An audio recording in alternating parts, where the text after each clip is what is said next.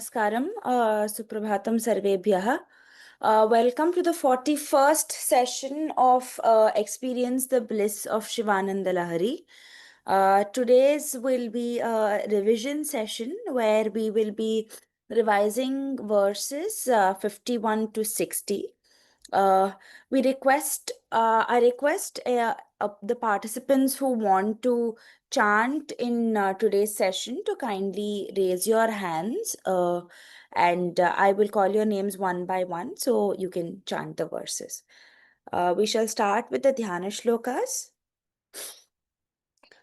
गुरुरेव गतिर्गुरुमेव भजे गुरुणैव सहास्मि नमो गुरवे न गुरोः परमं शिशुरस्मि गुरोः मतिरस्ति गुरौ मम पाहि गुरो श्रुतिस्मृतिपुराणानामालयं करुणालयं नमामि भगवत्पादशङ्करल्लोकशङ्करम् सौन्दर्यलहरी कर्त्रे सर्वमङ्गलदायिने शङ्कराचार्यवर्याय यतिराजायते नमः शङ्कारूपेण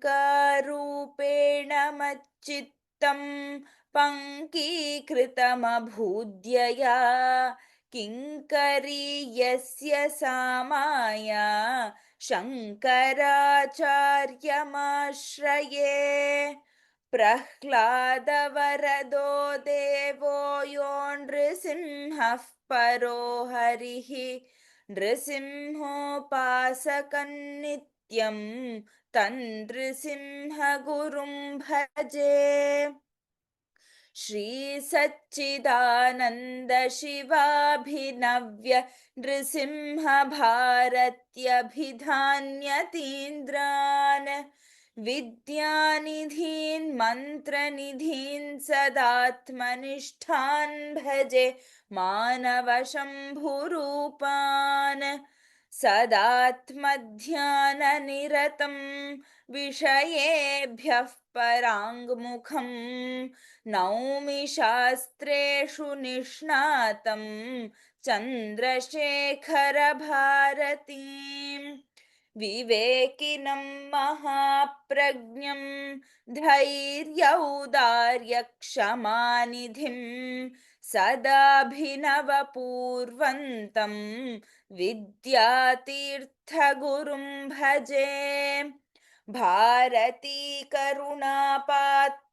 भारतीपदभूषणं भारतीपदमारूढं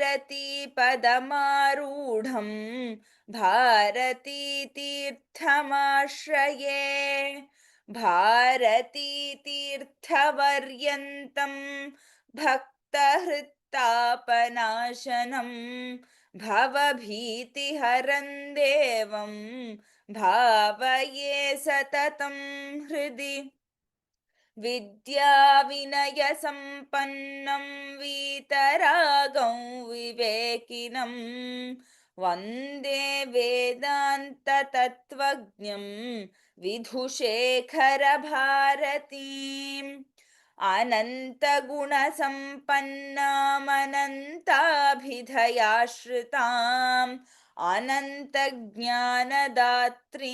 तां मातरं प्रणुमो वयं गैर्वाण्या संविबोधेन जीवनं मौल्यसंयुतं या करोत्तान्नमाम्यम्बां शारदामूर्तरूपिणीम् कलाभ्यां चूडालङ्कृतशशिकलाभ्यां निजतपः फलाभ्यां भक्तेषु प्रकटितफलाभ्यां भवतु मे शिवाभ्यामस्तोकत्रिभुवनशिवाभ्यां हृदि पुनर्भवाभ्यामानन्दस्फुरदनुभवाभ्यां नतिरियम्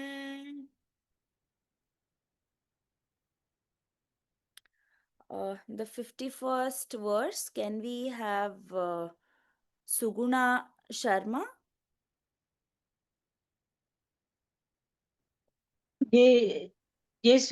Hello, namaste Hello. madam. Namaste Bhagini. The 51st verse, please. Okay. भृङ्गीच्छा नटनोत्कटः करिमदग्राही स्फुरन्माधवाह्लादो नादयुतो महासितवपुः पञ्चेषु च द्रुतः सत्पक्षः सुमनो वनेषु स पुनः साक्षान्मदीये मनोराजीवे भ्रमराधिपो विहरतां श्रीशैलवासी विभुः. Uttamam Bhagini, it was very nice hearing you chant. Maybe, with practice, you can look to combine the first two words in the first line. Bringi chanatanot katah karimadagrahi. Maybe you can look at. नटनोत्कटः करिमदग्राही. Correct. Thank Dhanyavadaha. you. Dhanyavadaha. Up next, can we have Jayanti Bhagini? Namaste. Yes. कारुण्यामृतवर्षिणं घनविपद्भीष्मच्छिदा कर्मठं विद्यासस्यफलोदयाय सुमनः संसेव्यमिच्छाकृतिम् नृत्यद्भक्तमयूरमद्रिनिलयं चञ्चज्जटामण्डलम् शम्भो वाञ्छति नीलकन्धर सदा त्वां मे मनश्चातकः. Bhagini, in the first line, it is Ghanavipad Grishmachida Karmatham. I think I heard it slightly differently. Yes, But ma'am, I said otherwise, it right. yes. Otherwise, it was very nice. Uttamam Bhagini. Dhanyavada. Thank you. Up next, can we have Lata Bhagini?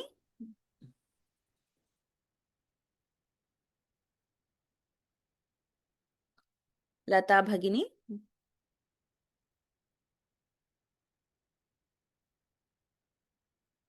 आकाशेन शिखी समस्तपणिनां नेत्राकलापीनतानुग्राहि प्रणवोपतेशनिनदैः केकीर्तियोगीयते श्यामां शैलसमुद्भवां घनरुचिं दृष्ट्वा नटन्तं मुदा वेदान्तोपवने विहाररसिकं तन्नीलकण्ठं भजे. Very good attempt, Bhagini, but in certain places I was not able to hear the stress on the Mahaprana, like in the first line as well as the third line. So maybe when you practice, you can look at the highlighted letters in yellow, and you can practice stressing on them to show the Mahapranas there. All right. अस्तु भगिनि, धन्यवादः. Dhanyavadaha. Up next, can we have Lalita Krishnamurthy Bhagini? Ram Bhagini. Ram Bhagini, the 54th verse, please.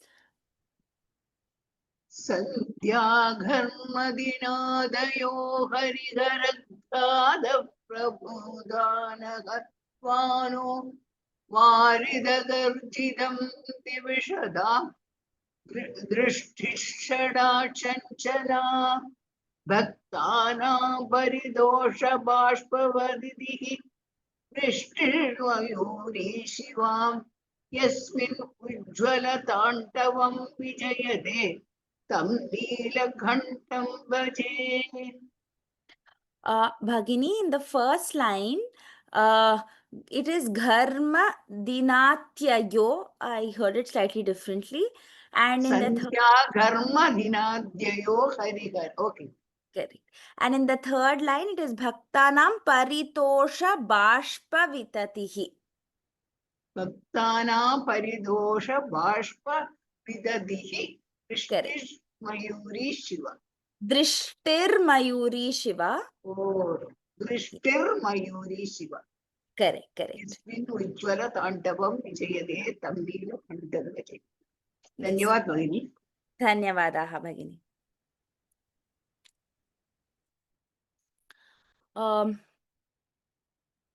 Up next, can we have Revati Venkatram Bhagini? नमस्ते भगिनी, राम राम राम, श्रूयते वा? हा वदतु भगिनी.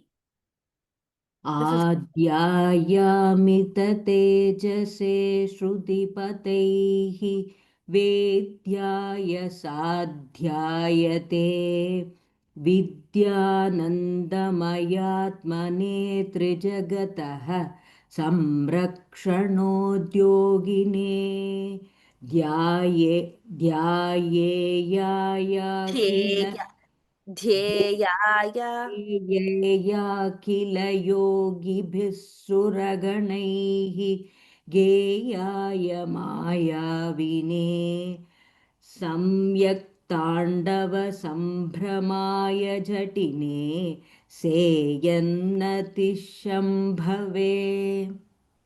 Uttamam Bhagini, it was a very good attempt. In certain places, the Mahapranas were not very clear. So maybe with practice, you will be able to chant them more clearly. धन्यवादः Dhanyavadaha. भगिनी, धन्यवादः. Dhanyavadaha. Up next, we have somebody called Zoom user. I'm not able to see your name. Yeah. Namaste, I am Shamala Ramachandran. Namaste, Shamala Bhagini. Please, the 56th verse, please. नित्याय त्रिगुणात्मने पुरजिते कात्यायनी श्रेयसे सत्यायादिकुटुम्बिने मुनिमनः प्रत्यक्षचिन्मूर्तये माया सृष्टजगत्त्रयाय सकलाम्नायान्तसञ्चारिणे सायं ताण्डव सम्भ्रमाय जटिने सेयं नतिशम्भवे. Uttamam Bhagini, it was very nice hearing you. Dhanyavadaha, Shamala Bhagini. Thank you. Up next, can we have Jai Shri Venkat Bhagini? Hari Om.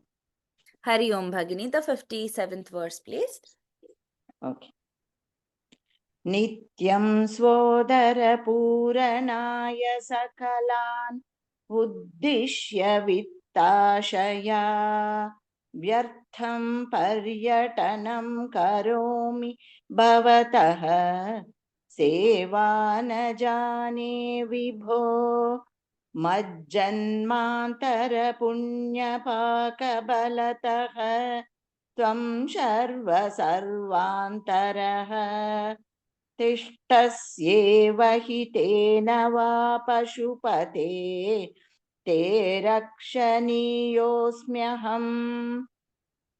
Uttamam Bhagini, just two things. I see that in most places you have stressed on the Mahapranas, but only in the second line. In Karomi Bhavataha, I didn't hear the Mahaprana. And also in the last word, it is Rakshaniyosmyaham. I heard it as na instead of na. So if you can just keep that in mind. Uttamam Bhagini, Dhanyavadaha.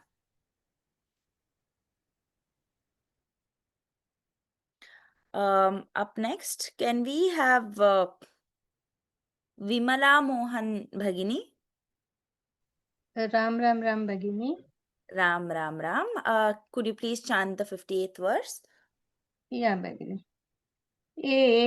एको वारिजबान्धवः क्षितिनभो व्याप्तं तमो मण्डलं भित्त्वा लोचनगोचरोऽपि भवति त्वं कोटिसूर्यप्रभः वेद्यन् किन्न भवस्यहो घनतरं कीदृग्भवेन्मत्तमः तत्सर्वं व्यपनीय मे पशुपते साक्षात् प्रसन्नो भव. Uttamam Bhagini. In the third line, it is Vedyah Kinna. It is not Vedyan Kinna. It is Vedyah Kinna. All right. वेद्यः किन्न. Correct. Correct. Thank you, Bhagini. Thank you. Dhanyavadaha.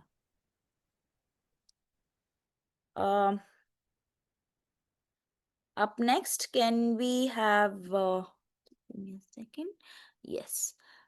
Can we have Uma Devi Bhagini? Ram Ram Bhagini. Ram, Ram, Ram. The 59th verse, please.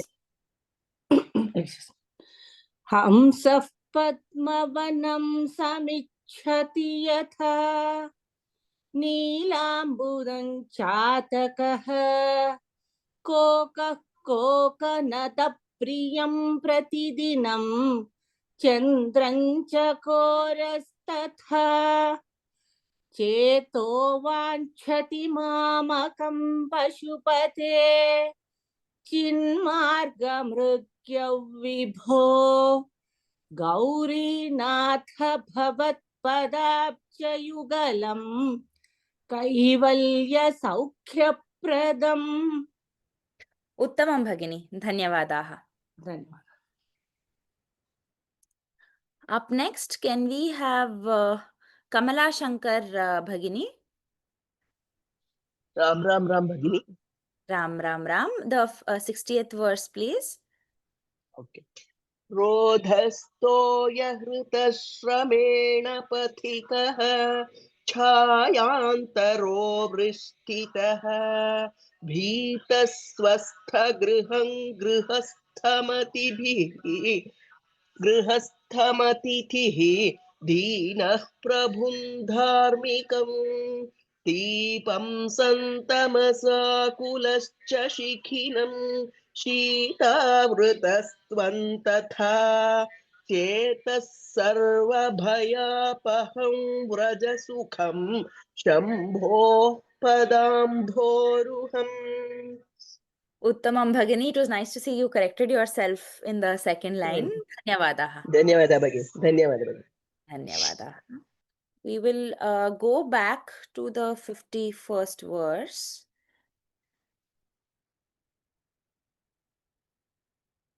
Yes. Can we have Jayalakshmi Ganesan Bhagini? Namaste Bhagini. Namaste. The 51st verse again, please. Okay. भृङ्गीच्छानटनोत्कटः करिमदग्राही स्फुरन्माधवाह्लादो नादयुतो महासितवपुः पञ्चेषु नाचादृतः सत्पक्षः सुमनोवनेषु स पुनः साक्षान्मदीये मनोराजीवे भ्रमराधिपो विहरताम् श्रीशैलवासी विभुः. धन्यवादाः. Yes, Dhanyavadaha Bhagini. Up next, can we have Nagashri Bhagini?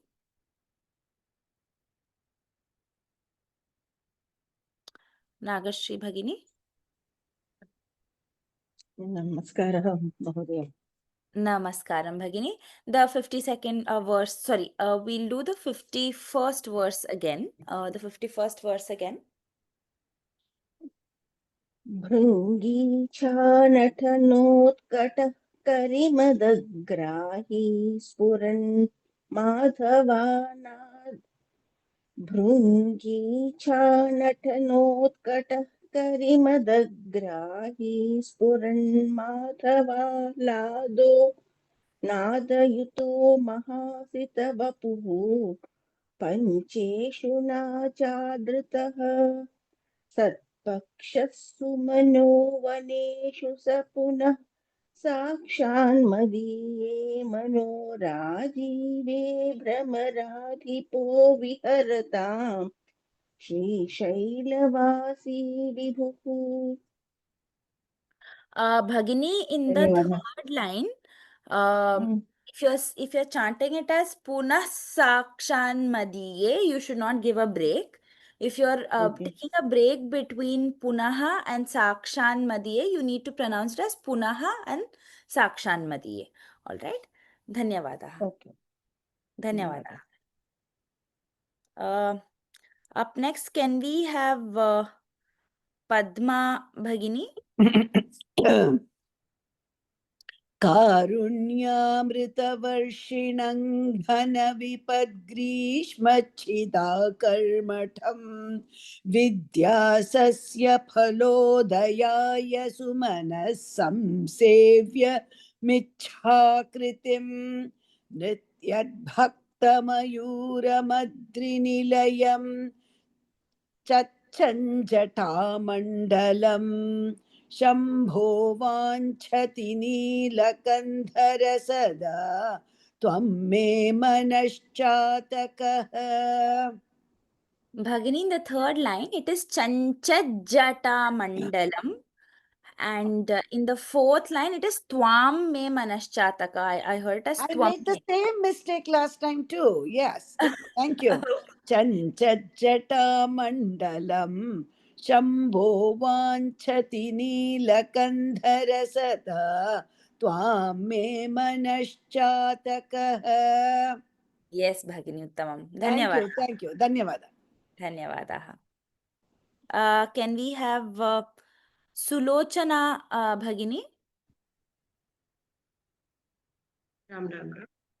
Ram Ram Ram Bhagini, the 52nd verse again.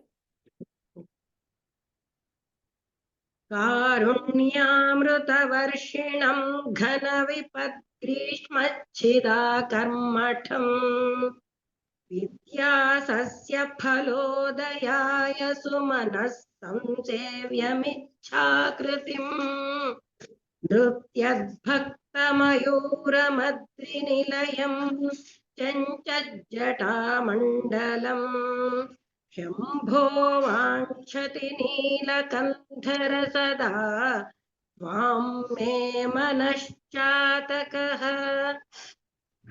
Uttamam Bhagini. Dhanyavadaha. धन्यवाद।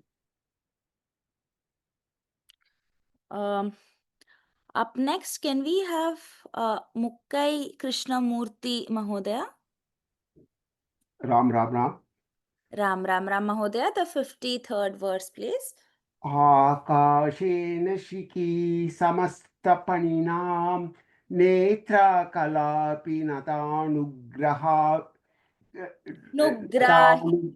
रतानुग्राही प्रणवोपदेश शनिनैदैः केकीति योगीयते श्यामं शैलसमुद्भवां गणरुचिं दृष्ट्वा नटन्तं मुदा वेदान्तोपवने विहाररसिकं तं नीलकण्ठं भजे।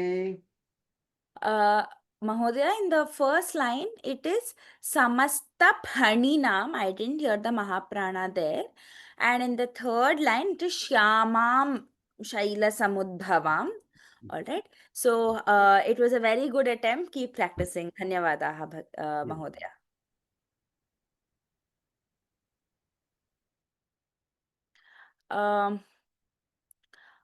Sorry. Can we have Vishwadeva Nagesh Mahodaya next? It's mine, Kamakshi. Ram, Yes, Ram, Ram. Kamakshi Bhagini. Ram Ram Ram. The 53rd verse, please. आकाशेन शिखी समस्तफणिनां नेत्राकलापी नतानुग्राहि प्रणवोपदेशनिनदैः केकीति योगीयते श्यामां शैलसमुद्भवां घनरुचिं दृष्ट्वा नटन्तं मुदा वेदान्तोपवने विहाररसिकं तन्नीलकण्ठं भजे. Uttamam Bhagini. In the third line, if you are combining Shaila Samudbhavam and Ghanaruchim, you can pronounce it as Shaila Samudbhavang Ghanaruchim. All right. But it was really good. Yes, that was really good. Uttamam Bhagini. Dhanyavadaha. धन्यवादः. Up next, can we have Anuradha Kannan Bhagini? Ram Ram Aditi Bhagini. Ram, the 54th verse, please. Sandhya Gharmadinatyayo Harikaraghata Prabhutanakadvano Varida Garjitan Divishadam Drishtichhata Chanchala Bhaktanam Paritosha Bashpa Vitatihi Vrishtirmayuri Shiva यस्मिन्नुज्ज्वलताण्डवं विजयते तन्नीलकण्ठं भजे. Uttamam Bhagini. Dhanyavadaha. Thank you. Up next, can we have Lata Bhagini?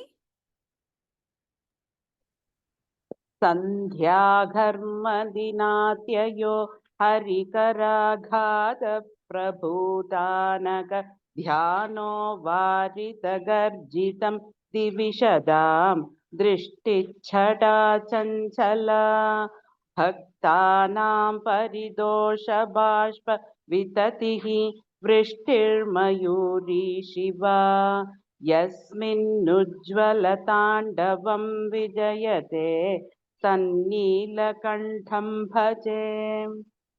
Uttamam Bhagini. In the fourth line, if you are combining Yasmin Ujjvala Tandavam and Vijayate, you can pronounce it as Yasmin Ujjvala Tandavam Vijayate. All right.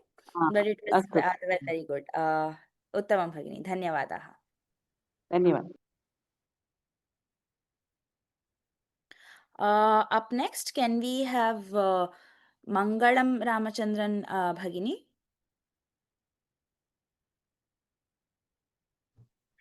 Ram Ram Bhagini. Ram, the 55th verse. 56, right? 55. 55. आत्यायामिदते जसे श्रुतिपदै वेद्याय सात्यायते विद्यानन्दमयात्मने त्रिजगतः संरक्षणोद्योगिने ध्येयाया किल योगिभिः सुरगणैर्केयाय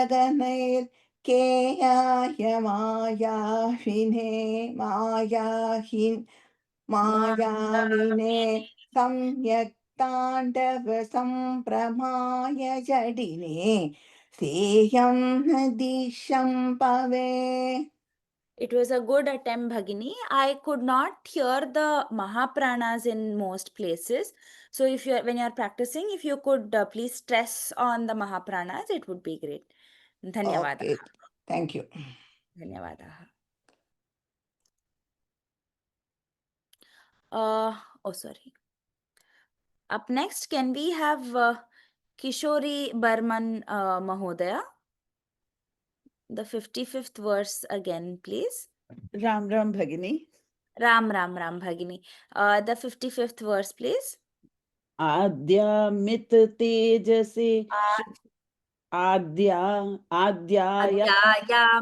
तेजसे आद्यायामित तेजसे श्रुतिपदैर्वेद्याय साध्यायते विद्यानन्दमयात्मने त्रिजगतः संरक्षणोद्योगिने ध्येयायाखिल योगिभिः सुरगणैर्गेयाय मायाविने सम्यक् ताण्डव सम्भ्रमाय जटिने सेयं नतिशम्भवे.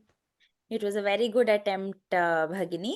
Maybe while you are practicing, you can chant a little more slowly so you can concentrate on every single letter that you will be pronouncing. All I right. got first time this chance to chant. Oh, that- Yeah, never got a it was a chance. very good attempt. It was a very good attempt, Bhagini. Please keep practicing. Dhanyavad. Dhanyavadaha.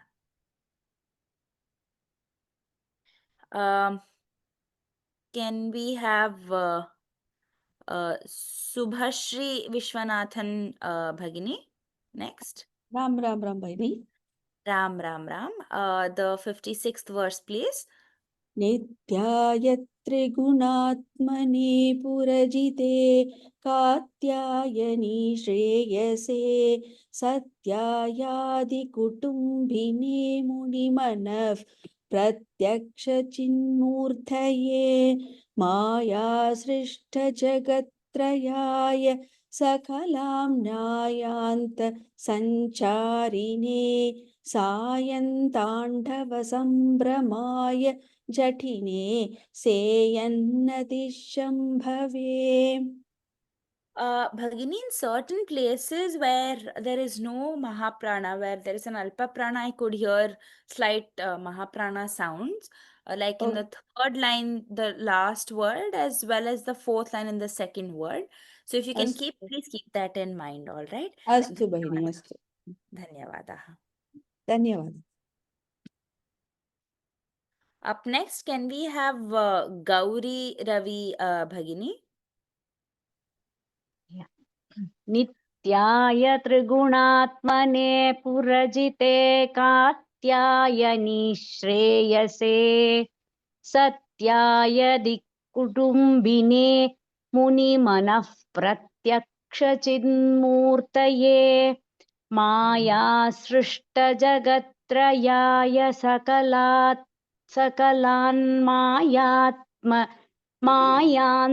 मायान्तसञ्चारिणे सायं ताण्डव सम्भ्रमाय जटिने सेयं नतिशम्भवे. Bhagini, in the first line, Nityayat Trigunatmane, there's a slight double letter that you should be hearing when you chant Trigunatmane. So it is Nityayat Trigunatmane. Okay, All right. Nityayat Trigunatmane. Okay, got it. And in the third line, it is Sakalam Nayanta Sancharine. I believe you, I heard a reverse in Mayanta. It is Nayanta. It is the M and then the N. In the Sakalam Nayanta Sancharine. Oh, okay. Yes, Okay, yes. right. Dhanyavadaha, Bhagini. Dhanyavadah. Thank you. Can we have Nalini Jayanti Bhagini? Ram Bhagini. Ram Bhagini. The 56th verse again, please. 56. Nityaya Trigunatmane Purajite Satyayani Shreyase Satyaya Dikutumbine Munimanav Pratyakshachinmurtaye Maya Srishta Jagatrayaya Sakalam Nayanta Sancharine Sayan Tandava Sambramaya Jatine Seyanatishambhave. Uttamam Bhagini. Dhanyavadaha. Dhanyavadah. Up next, can we have Saumya Gopalakrishnan Bhagini? Hari Om. Hari Om Bhagini. The 57th verse, please.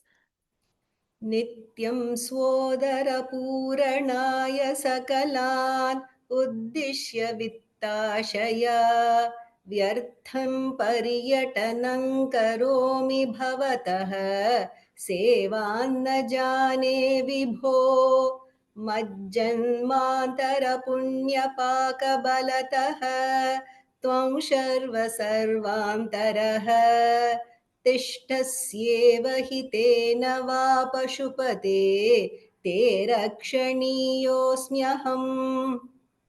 Uttamam Bhagini, just in the last line, I didn't hear the Mahaprana in Tishtasyeva, but otherwise it was really good. Dhanyavadaha. धन्यवादः.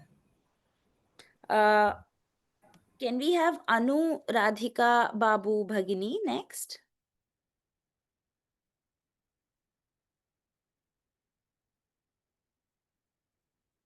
Anu Radhika Babu Bhagini.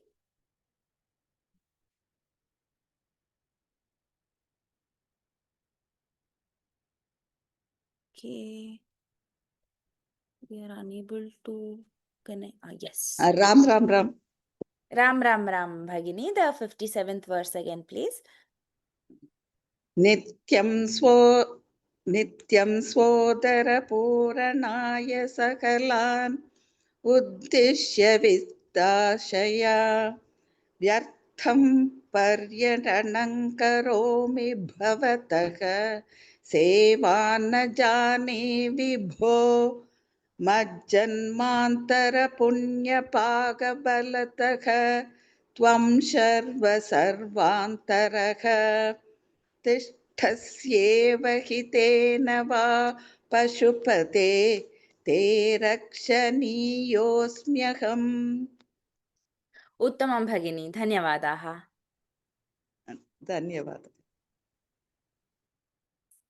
Up next, can we have Suma Bhagini? एको वारिजबान्धवक्षितिनभो व्याप्तं तमो मण्डलम् भित्त्वा लोचनगोचरोऽपि भवति त्वं कोटिसूर्यप्रभः वेद्यः किं न भवस्यहो घनतरं कीदृद्भवेत्तमम् Kidrit-bhaven-mattamaha.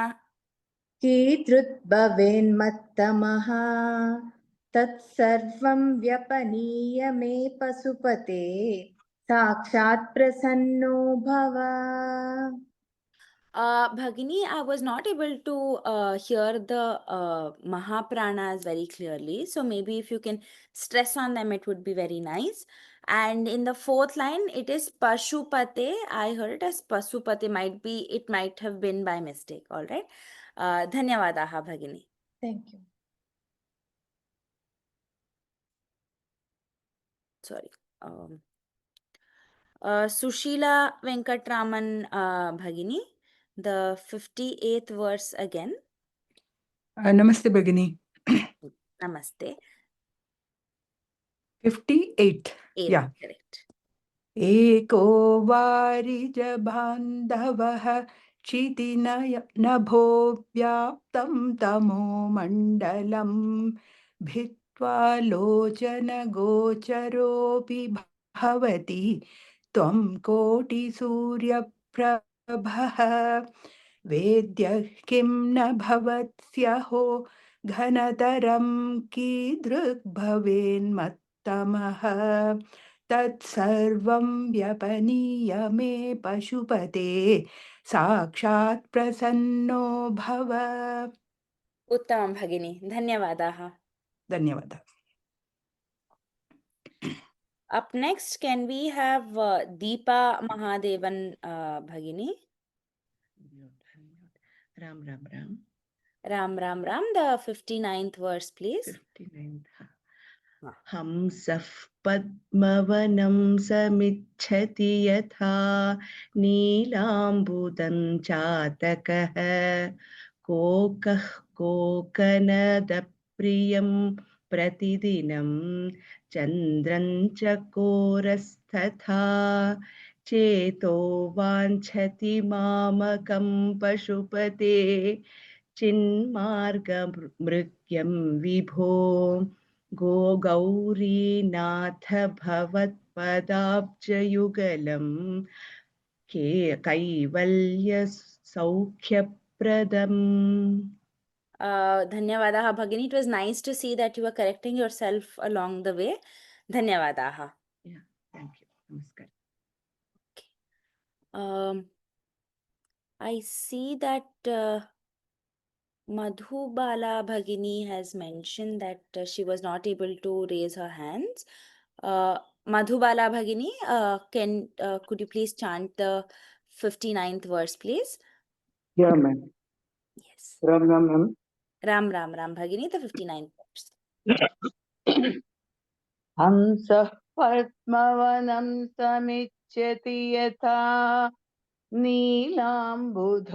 नीलाम्बुदं चातकः कोकः कोकनदप्रियं प्रतिदिनं चन्द्रं चकोरस्तथा चेतो वाञ्छति मामकं पशुपते चिन्मार्गमृग्यं विभो गौरीनाथ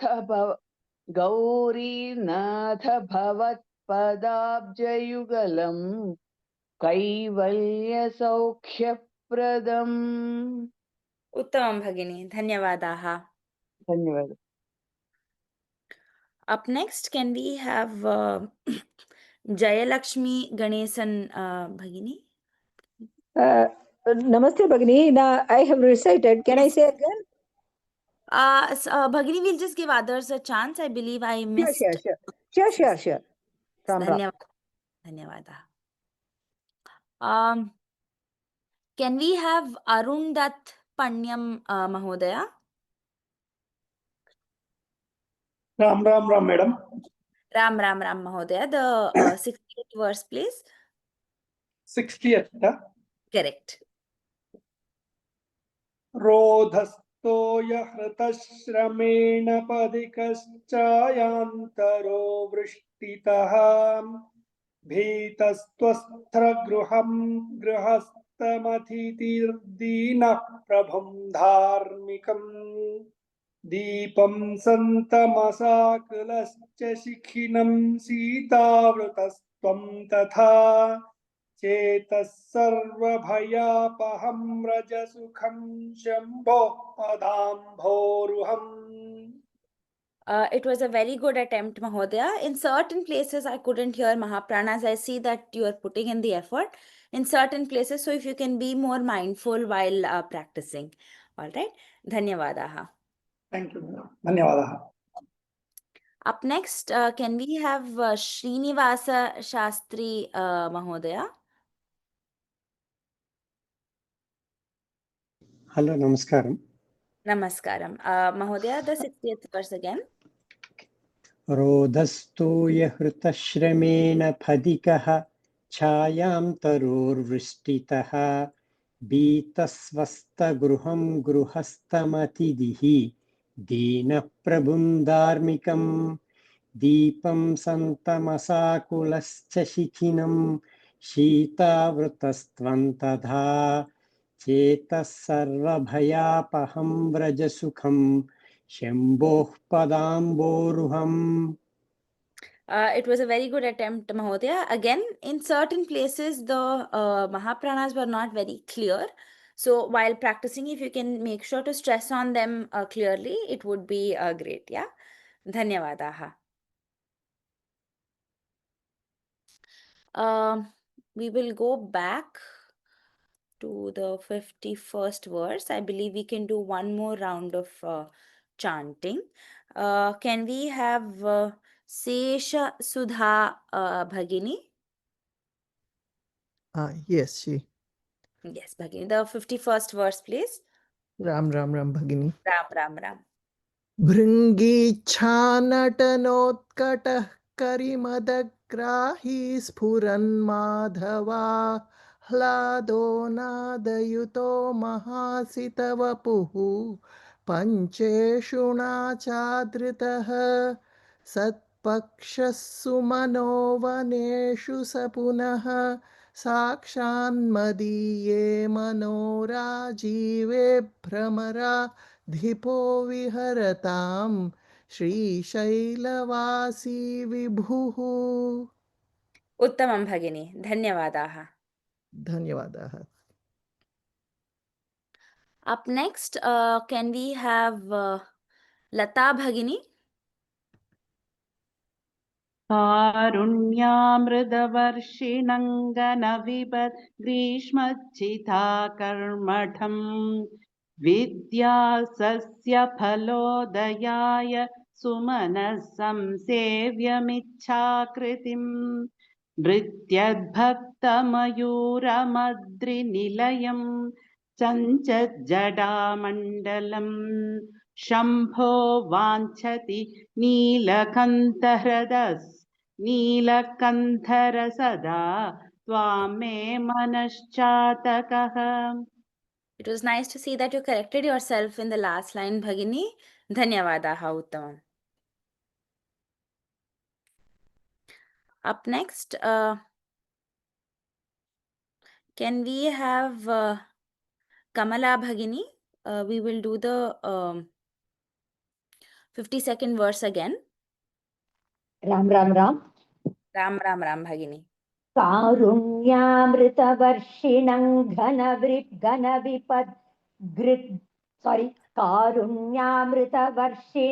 घनविपद् ग्रीष्माच्छिदाकर्मठं विद्यासस्य फलोदयाय सुमनः संसेव्यमिच्छाकृतिम्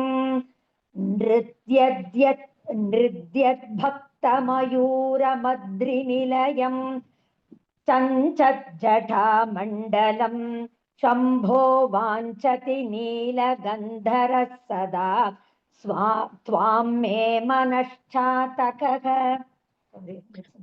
Bhagini, in the first line, it is Ghana Vipad Grishmachida Karmatham. I heard it slightly differently. And in the Shall I say it again, the first line alone? Yes, Bhagini. कारुण्यामृतवर्षिणं घनविपद् ग्रीष्माच्छिताकर्मठम्. It is not Grishmachida, it is Grishmachida. Machchita, barobar. Grishmachitam karmatam. Correct, Bhagini. Yes. Dhanyavadaha. Up next, can we have Pushpa BS Bhagini? Bhagini, namaste. Namaste, Bhagini. The 53rd verse, please. आकाशेन शिखी समस्तफणिनां नेत्राकलामि कलापीनतानुग्राहि प्रणवोपदेशनिनदैः केकेति योगीयते श्यामां शैलसमुद्भवां घनरुचिं दृष्ट्वा नटन्तं मुदा वेदान्तोपवने विहाररसिकं तन्नीलकण्ठं भजे. Yes. Dhanyavadaha, Bhagini. It was nice to hear you chant. I just heard the first line. Samasta Phaninam, I heard it slightly differently. It might have been because of the connection as well. Chant once again, my first line. Yes, Bhagin, you can chant the first line again, please. Akashena shikhi samasta phaninam netrakalapi pranavopadeshanidadaihi keketi yogiyate. Bhagin, it is Kekiti Yogiyate. I'm hearing it as Kekiti. Yes. Kekiti. Okay, thank you. Dhanyavadaha, Bhagin. Up next, can we have Seshambal Bhagini? Ram Ram Bhagini. Ram Bhagini, the 54th verse, please. Sandhyagarmadinatyayo harikaraghata prabhutanakadvano varidagarjitam divishadam drishtichata chanchala bhaktanam paritosha bhashpavitatihi वृष्टिर्मयूरी शिवा यस्मिन् उज्ज्वलताण्डवं विजयते तं नीलकण्ठं भजे. Uttamam Bhagini, it was very nice hearing you. धन्यवादाः. Thank you. Up next, can we have Shela Tiruggnanam Bhagini? Namaste, Bharani. Namaste Bhagini. The 54th verse again, please. सन्ध्या गर्मदिनात्ययो हरिकरा गादप्रभूदानगत्वानो वारि प्रगर्चितं विवशितां तिष्ठिच्छडा चञ्चला भक्तानां परिदोष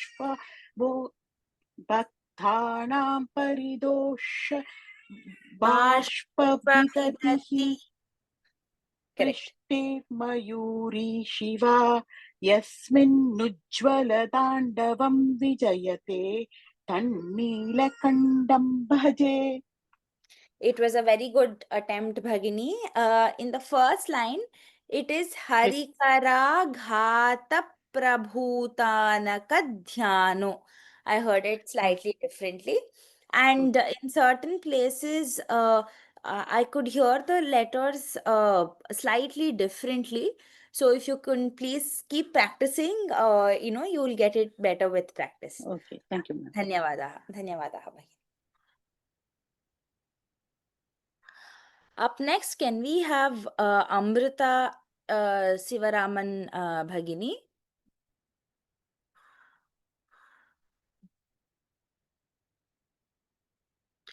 Amrita Sivaraman Bhagini.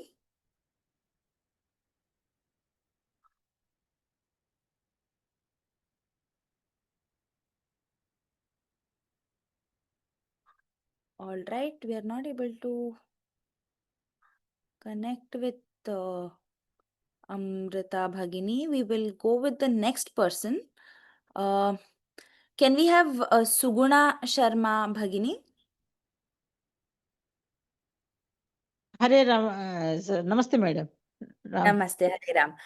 The 55th verse, Bhagini. आद्यायामित तेजसे श्रुतिपदैः वेद्याय साध्यायते विद्यानन्दमयात्मने त्रिजगतः संरक्षणोद्योगिने ध्येयायाखिलयोगिभिः सुरगणैः गेयाय मायाविने सम्यक् ताण्डवसम्भ्रमाय जटिने सेयन्नतिशम्भवे. Uttamam Bhagini. Dhanyavadaha. Thank you, madam. All right. Can we have TN Anuradha Bhagini next?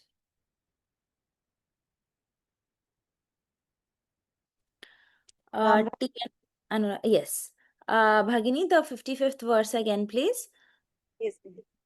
आद्यायामित तेजसे श्रुतिपतैः वेद्याय साध्यायते विद्यानन्दमयात्मने त्रिजगतः संरक्षणोद्योगिने ध्येयायाखिलयोगिभिः सुरगणैः गेयाय मायाविने सम्यक् ताण्डव संभ्रमाय जटिने सेयन्नतिशम्भवे.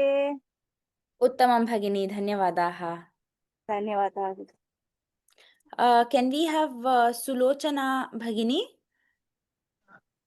next? I chanted once, Bhagini. Okay, I believe it's come back again. All right. Can we have Meena Sugavanam Bhagini? Ram Ram Ram. Ram Ram Ram Bhagini. नित्याय त्रिगुणात्मने पुरजिते कात्यायनी श्रेयसे सत्यायादिकुटुम्बिने मुनिमनः प्रत्यक्ष चिन्मूर्तये मायासृष्टजगत्त्रयाय सकलां नायान्त संचारिणे सायं ताण्डव संभ्रमाय जटिने सेयन्नतिशम्भवे. Bhagini, the Mahapranas were not very clearly heard. If you can please keep that in mind. All right. ಧನ್ಯವಾದಗಳು ಭಗಿನಿ. Can we have Shobha Latamani Bhagini?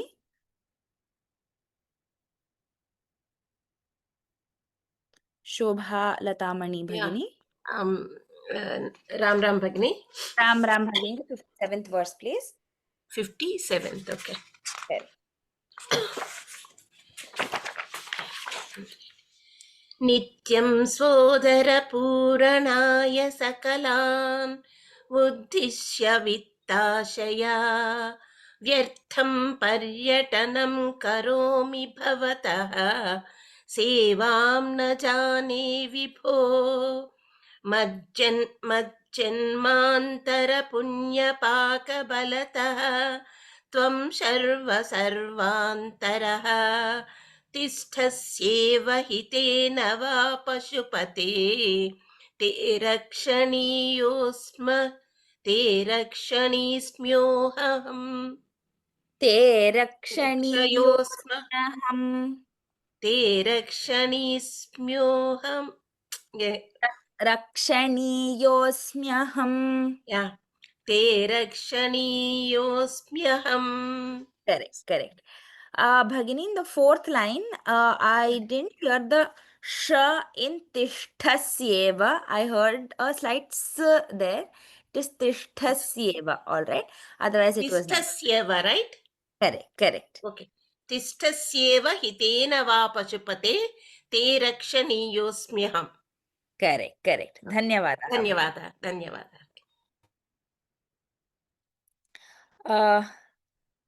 Can we have Amrita Sivaraman Bhagini? Have you chanted before? Amrita Bhagini, have you chanted previously? I'm not sure. Right, we're not. Is there anybody else who would like to chant? We can take 2 more people. Yes. Yes. Can we have Janaki Rajaram Bhagini, please? Namaste Bhagini. Namaste Bhagini. 68th verse. Eko varija bandhava क्षितिनभो व्याप्तं तमो मण्डलम् भित्त्वा लोचन गोचरोऽपि भवति त्वं कोटिसूर्यप्रभः चेतः वेद्यः किं न भवस्य भोगन्तरम् कीदृग्भवेन्मत्तमः तत्सर्वं व्यपनीय मे पशुपते साक्षात् प्रसन्नो भव. उत्तमं भगिनी, धन्यवादाः. धन्यवाद. Up next, can we have give me a second. Can we have Shri Vidya next?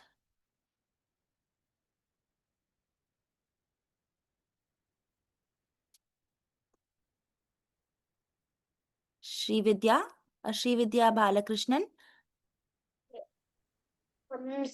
पद्मवनं समिच्छति यथा नीलाम्बुदं चातकः कोकः कोकनदप्रियं प्रतिदिनं चन्द्रं च कोरस्तथा चेतो वाञ्छति मामकं पशुपते चिन्मार्गमृग्यं विभो Gaurinath भवत्पदाब्जयुगलं कैवल्यसौख्यप्रदम्. Shri Vidya, the 60th verse as well.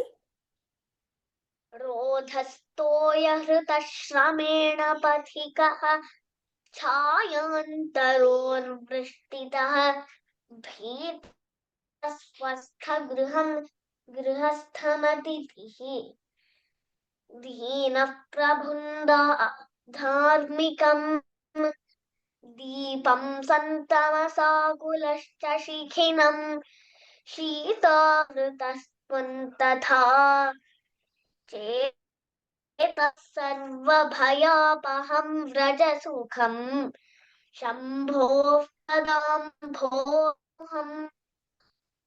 धन्यवादाः श्रीविद्या, उत्तमम्। धन्यवादाः। धन्यवादाः। All right. We will end here for the day as we have run out of time. We shall end with a Shanti mantra.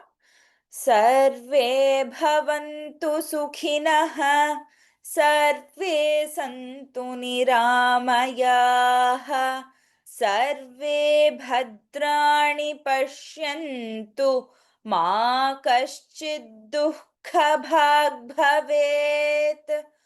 ॐ शान्ति शान्ति शान्तिः। धन्यवादाः। आगामि शनिवासरे पुनर्मिलामः।